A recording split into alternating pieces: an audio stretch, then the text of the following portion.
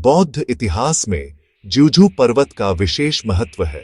बौद्ध धर्म ग्रंथों के अनुसार अपनी मृत्यु से पहले शाक्य मुनि ने अपने वस्त्र और दंड आदरणीय कश्यप को सौंप दिए थे और उन्हें ज्यूजू पर्वत पर समाधिस्थ होने का निर्देश दिया था, ताकि वे अगले बुद्ध मैत्रेय का वहां स्वागत करने और अपने वस्त्र और दंड उन्हें सौंपने की प्रतीक्षा कर सकें। ह्वेनसांग और येजिंग जैसे प्रख्यात भिक्षुओं और भारत के तीर्थयात्रियों ने ज्यूजू पर्वत का दौरा किया और अपनी जीवनियों में उनकी उपस्थिति दर्ज की। पश्चिमी क्षेत्रों पर महान तांग अभिलेखों में कहा गया है, मोहे नदी के पूर्व में एक विशाल जंगल में प्रवेश करते हुए और 100 मील से अधिक की दूरी तय करने पर कोई कुकुजाबुदुओ पर्वत तांग में जिजू पर पहुंचता है, जिसे कुलुबुदुओ पर्वत भी कहा जाता है। ये अभिलेख ज्यूजू पर्वत को बोधगया के उत्तर पूर्व में वर्तमान कुकिहार गांव के ठीक उत्तर में स्थित पर्वतों में दर्शाते हैं, जो वास्तविकता के अनुरूप एक स्थान है। मुझे कुकिहार नाम की उत्पत्ति में भी काफी दिलचस्पी थी। कई चीनी और विदेशी स्रोतों को पढ़ने के बाद मुझे आखिरकार एक महत्वपूर्ण जानकारी मिली, जो पहले ध्यान से छूट गई थी। अपनी पुस्तक धर्म की खोज में पश्चिमी क्षेत्रों की यात्रा करने वाले प्रख्यात भिक्षुओं की जीवनी के पहले खंड में तांग राजवंश के भिक्षु येजिंग ने लिखा है, दाज्यू के उत्तर पूर्व में 2 डाक स्टेशनों पर कुलुजिया नाम का एक मंदिर है, जिसे दक्षिण में कुलुजिया के राजा ने बनवाया था।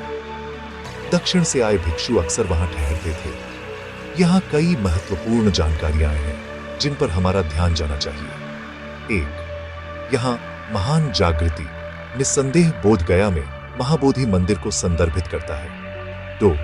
तांग राजवंश में स्थापित प्रत्येक पोस्ट स्टेशन के बीच की दूरी लगभग 30 ली थी और उत्तर पूर्व में 2 पोस्ट 30 किलोमीटर थी, जो आज कुकिहार और बोधगया के बीच की दूरी और दिशा से पूरी तरह मेल खाती है। 3.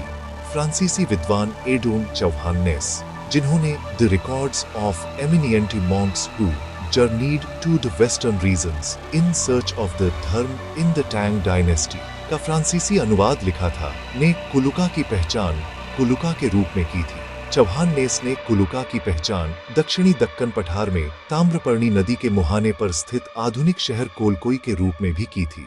यह एक प्रसिद्ध प्राचीन भारतीय बंदरगाह और पांड्य राजवंश की राजधानी थी।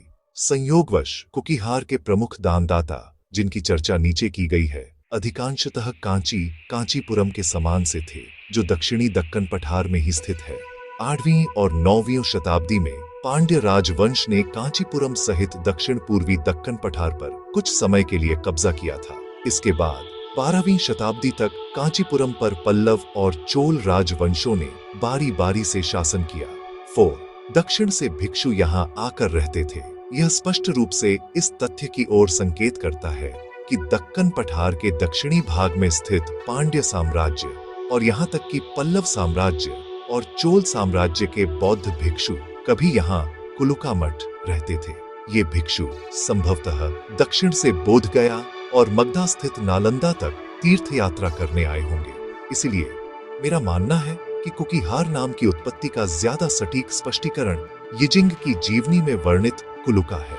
इसके समकालीन नाम संभवतः कोलकोई विहार था, जिसका उच्चारण कुर्की विहार से काफी मिलता जुलता है। यह संभवतः भारत के सबसे दक्षिणी राज्य कोलकोई साम्राज्य द्वारा दक्षिणी मगध में बोधगया और नालंदा के बीच मुख्य मार्ग पर ज्यूजू पर्वत की दक्षिणी तलहटी में स्थापित एक मंदिर को संदर्भित करता है। यह नाम बाद में पूरे क्षेत्र के लिए एक सामान्य पदनाम बन गया।